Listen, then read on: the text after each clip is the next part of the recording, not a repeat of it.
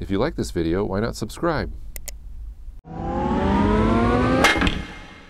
Hey everybody, welcome back to the Frugal Filmmaker Q&A. That's the show where you send me your questions and I make an attempt to answer them. If you'd like your question read on this show, your best chance of having that happen is to send it to thefrugalfilmmaker@gmail.com.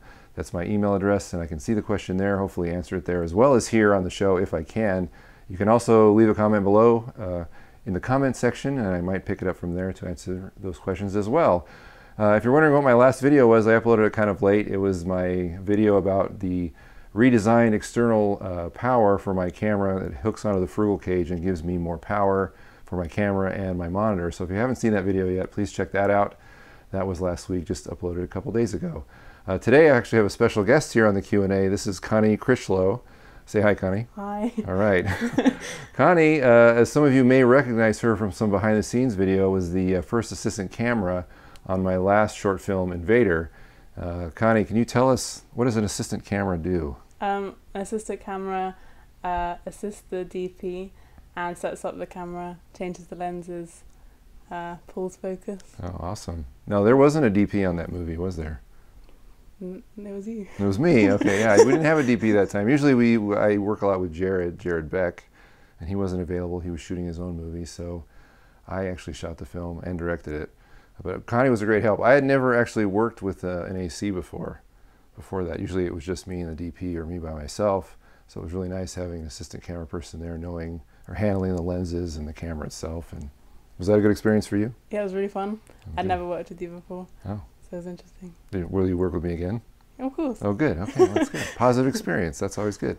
So, as you may have noticed, Connie has an unusual accent. Connie, where are you from? I am from England. England. Where Yeah. in England? Guildford, which is just outside of London, about 30 minutes. Oh, cool. There are actually, we have viewers from the UK Oh, too. really? Yeah. So global. So yeah, it's an international show here at the Frugal Filmmaker. So yes, that's good. And there's probably, I'm sure, some viewers that know exactly what you're talking about. I have no idea where Guildford is, but Like in the south. right, it's the south. Yeah. Well, that was my next guess. I doubt it.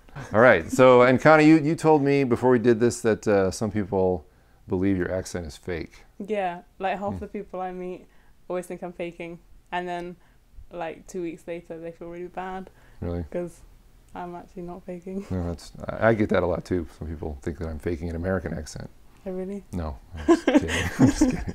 So this is the Q&A show. So Connie is here to assist me with the Q&A. Before we get into that though, I wanted to ask you, what projects are you working on, Connie? What's your latest project? I am doing my undergraduate thesis film. A little closer this way. And I am the DP. And we're filming that in February. It's called Henchman. Oh, awesome. And we started our Indiegogo campaign today. A plug for Indiegogo, yes. Yeah. I'll provide a link below too if you don't remember that address, but yes. So you're the DP, Yes. the director of photography, the cinematographer. Is this a first for you, or have you done this before? Yeah, it's my first time. Awesome. You excited about that? Yeah, and nervous. Yeah. Okay, Have you, is this what you aspire to be as a cinematographer? Yeah. I'll be like Roger Deakins. Roger Deakins. Oh, he's a good one. He's a good one. All right, cool. He's the best. He's the best. Yeah. Best cinematographer ever. Yeah. All right. Well, I'm not sure if I agree with that, but it's hard to argue. JDB Creations. People seem to rave about how great the audio is with those Zoom H1 mics, yet they always seem to just be using them to plug other mics into. Would the Zoom H1 work well as your main audio recorder for shooting videos? Okay, this is another question about the Zoom H1. This is the Zoom H1. Everybody probably, if you watch this, know that this is what I record most of my sound into. I also use this to record all the sound on Invader into this as well, because you can adapt other mics into it very easily. It's a great entry-level digital recorder, and I think the question here from JDB Creations, a YouTuber, is asking if I ever thought about using these mics that are built right in instead of plugging a mic in. I'm plugging my lav mic right into this, typically what I do, or a shotgun mic or whatever. I very rarely use the onboard mics. Sometimes if I'm collecting ambient sound effects or something like that, I'll use that. But to better answer your question, I've actually was in the process of making a video where I was going to take about 10 different audio scenarios, including one using just the onboard mics here, and recording in the same exact environment, the same audio, so that you kind of get an idea what the differences were between like a shotgun mic and these kind of mics, on-camera mics, a shotgun mic mounted on the camera, that type of thing. So the best way I think to answer your question as far as what the differences are or why I don't use this specifically is to watch that video, which should come out in a couple of weeks.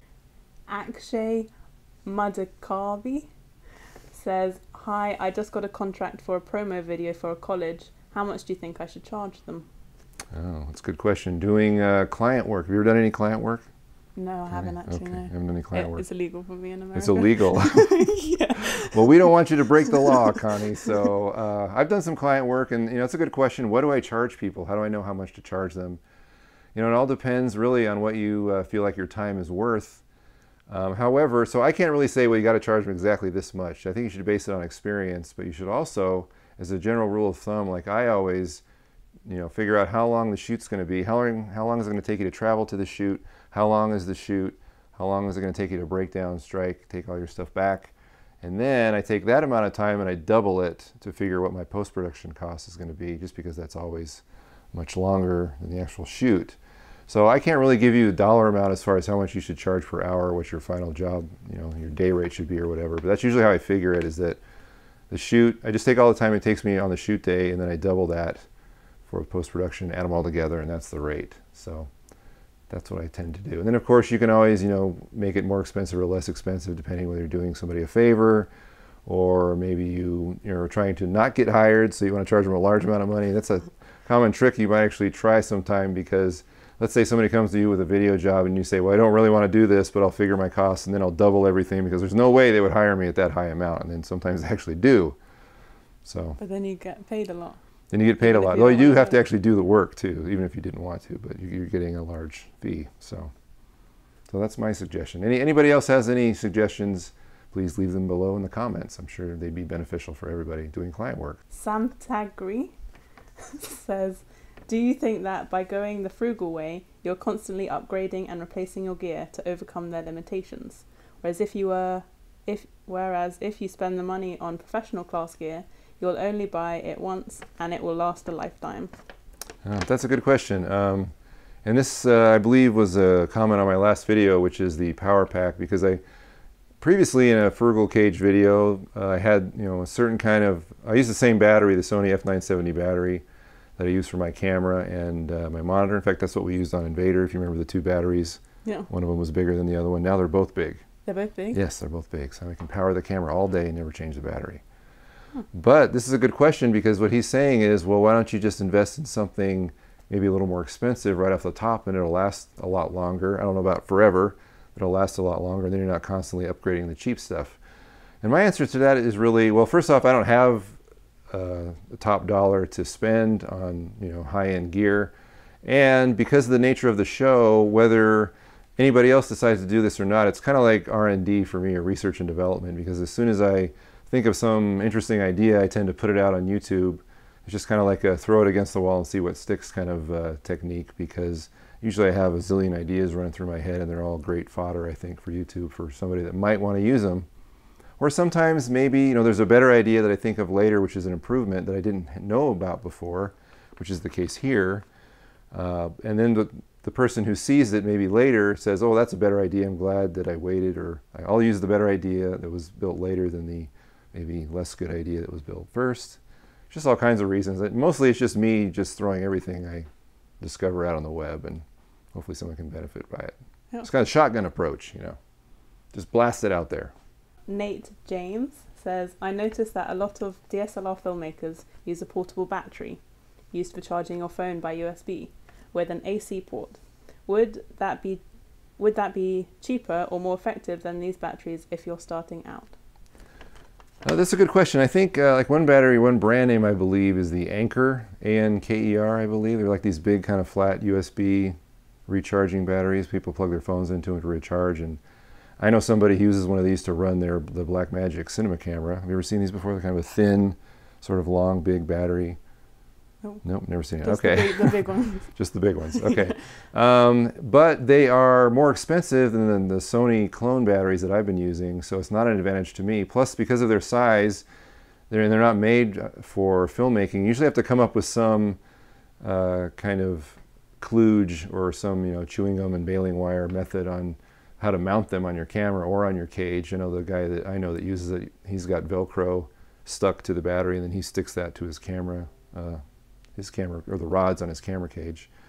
Where I think the batteries that I use, they're smaller and they just fit right into the battery mounts, and you really don't have to worry about them.